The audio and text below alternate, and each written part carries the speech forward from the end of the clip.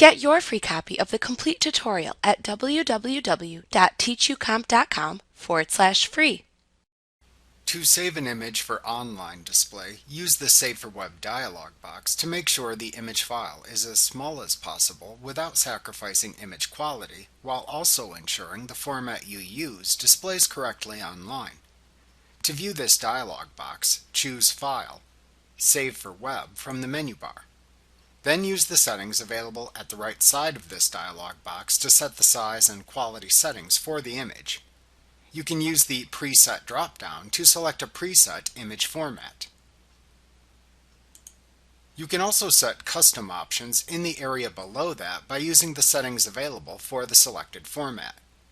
You can save a simple vector drawing with few colors as a GIF. You can save more complex photography with many colors as a JPEG or PNG file. Many times, however, the file that you have created in Elements is just too large for easy download on the web. In that case, you can set a new width and height for your image to change the image size. You can also click the Constrain Proportions link icon to toggle that feature on or off as needed. When enabled, this feature prevents the image from warping when it is resized. In the lower left corner of the image preview are the current settings for the image.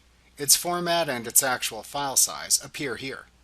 Below that, you can see how long it takes to download it for a given internet connectivity speed.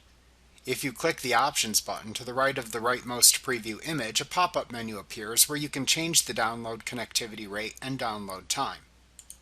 This helps you see how long it will take people with different rates of internet connectivity to download the image. You can also set how much of the image to show in the preview by selecting a percentage from the pop-up menu in the far lower left corner of this dialog box.